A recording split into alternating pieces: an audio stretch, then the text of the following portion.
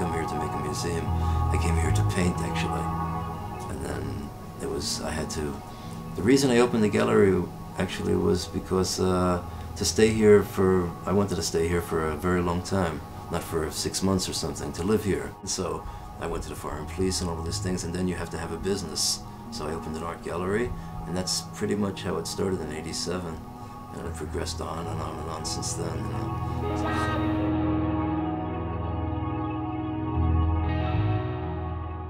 The main point was with this piece of art over here. It was called the Om Spaceship Trip, and this was, Michele had the original ideas that people would come inside and you would press buttons and something would happen. It was their action that caused something to happen in the art. And this was so far from my realm of art, coming from New York City. There's paints on the wall, there's a guard, there's glass, like all of these things don't touch, and you know, it was absolutely outside of my realm of thought that somebody could touch the piece of art. And originally you wanted the things to move too, those two things at the top. I never even got to that point, but some things that, you know, especially it was the at handle. least I got to the lights. When you take the handle down, there was little balls, you take it down. So the sun, the half sun and the half moon were tilting with the planets of crystal in between. The 5 crystal planets. And yeah. Right. And that was the trick, but it was very nice, but it didn't... I remember you turned the back and there was something else too, yeah, remember? by turning the round part on the back. And then it moved, yeah, mother of God, that was years ago, wow. That was like 1992, 1991 she made that piece.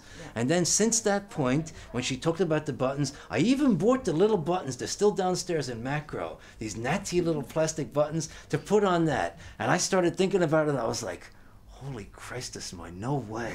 I would not even understand how to start that. So then I started thinking, and that was how I started dreaming about making the museum.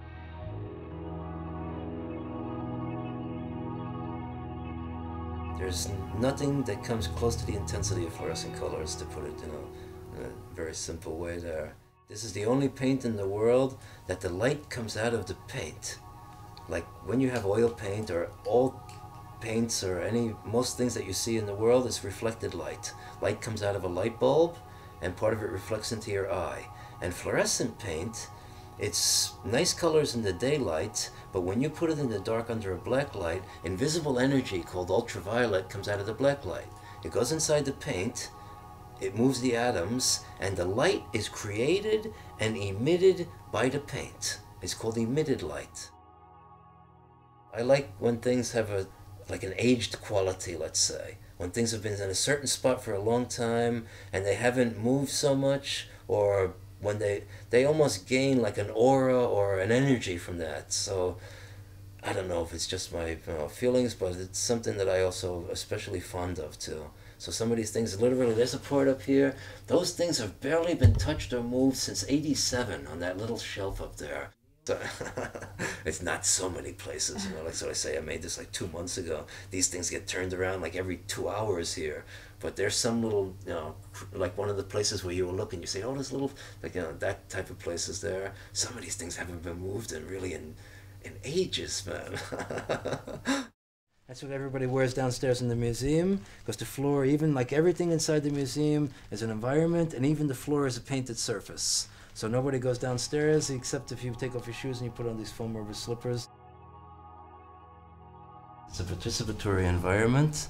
It's a piece of art that you enter inside of, and you become a part of the piece of art by your participation inside. So inside this part over here, this is all blank, and here is where this participatory art happens. So inside nothing's going on, only when you turn on the buttons, it makes you feel a little bit like the artist. The whole idea was, like over here, these are minerals you find outside. When you turn on one white light, they're very plain. You turn on another button, they're very fluorescent. Inside here, this is called the Special Michele Cave. There's a little tiny telephone booth in the back too. It's about 1/2 centimeter tall.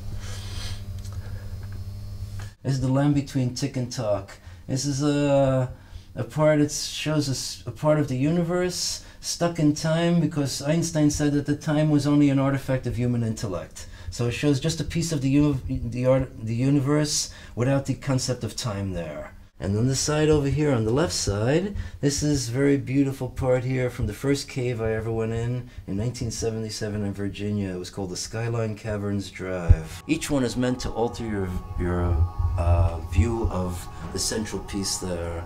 There's very subtle pieces inside, and the bottom was very beautiful there.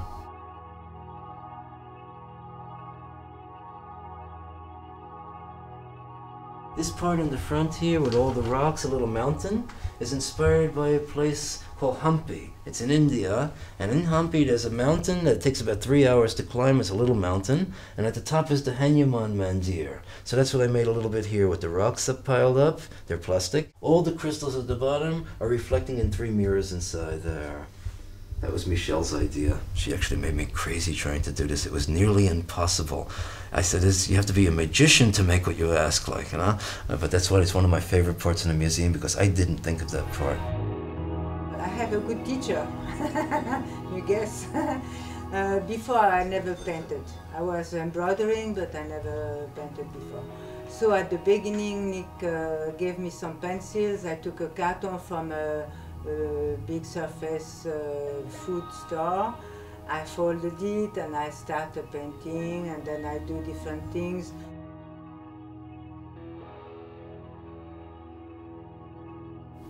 At the beginning, it was sometimes very hard for me to understand that more colors you put, less good it comes. Because I was saturating the colors, mixing too much. Then I get angry with myself, it was not nice, like this. So slowly, after many years, you know, you get a little bit more technique.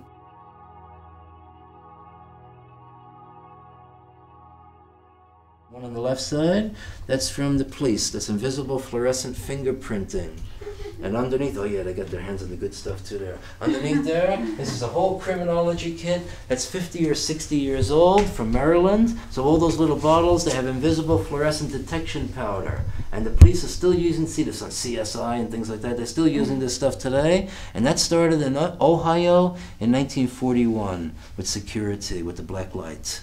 And that's the oldest one of all. That's why people still have this old stigmatization that the black light's dangerous, because of this lamp down here. That's from a long time ago, from the 1920s to 1930s. But to show some of the absurdity, in the back there's directions, and some of the directions read that if you're bald and you put that on your head every day, in 1 month all your hair will grow back. It did not happen, huh? All that happened was about an hour, your head turned red like that box, man. This is black light, this is long wave ultraviolet, this is harmless, this comes through the ozone layer, this is essential for plant life on Earth. And that's just the opposite, that's short wave ultraviolet, that's what the ozone layer is for, so that never reaches the surface of the Earth, so it wasn't the best idea to put it on your head and other parts of your body in the end.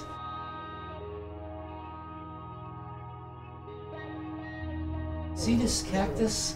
It finally, the first time ever, it touched the ceiling this week.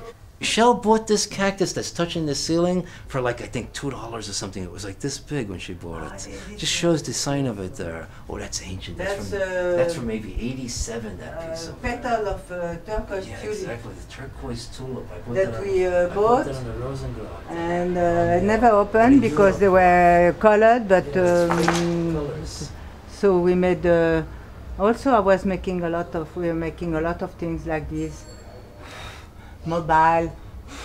When it's sun giving on this one, it shows a lot of rainbows, even in the street.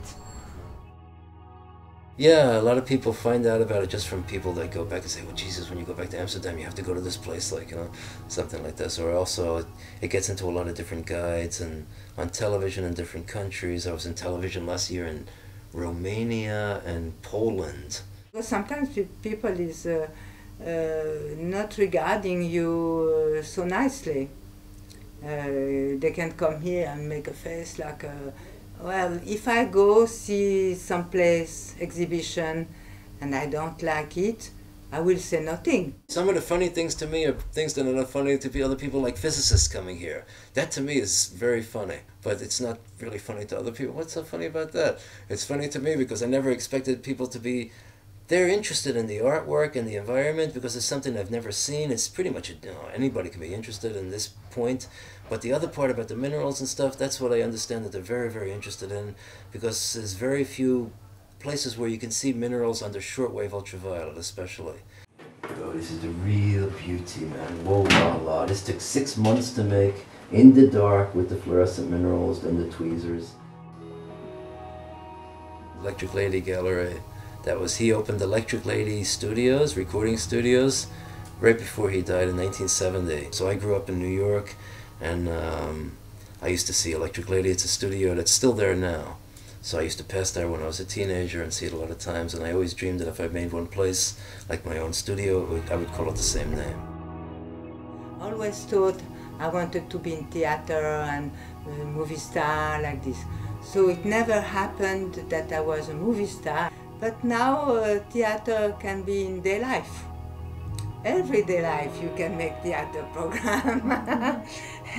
That's sometimes very funny because you meet people or something is happening, and at least in Amsterdam there's always funny things happening or special, and people is very inclined to smile with you, depends who's in front of you, of course. That's about actually almost half my life I've been with Michele. We met in the Wonder Park a long time ago in 1986. It was very special circumstances that are something that probably not so often repeated there. She just came from the biggest religious festival in the world. It's called the Kumbh Mela. And I just came from Madison Avenue in Manhattan, making advertising, graphic arts. Then I was renting a little studio from some people exactly 2 doors away from where he was also living. So we met each other and then we stayed together. We lived here for 13 years. This was our gallery, our studio, and we lived in the back there. It was a very special time, boy. Wow, it was something that I actually really miss. It was something like magic, because you came out of bed and your atelier and the gallery was actually about less than 10 steps away. It's hard to repeat this, so that was a very special situation. Very long journey in the end, but it seems like only like a couple of maybe 2 or 3 years has passed, which is very odd actually, because now people come inside the museum, and I wasn't born when you opened the museum. It's like, oh Jesus Christ. I made this with an aquarium he found it on the street one time, and there was a slint on the top, so I was like putting things. That was when a little light went in. Shake it and everything goes out.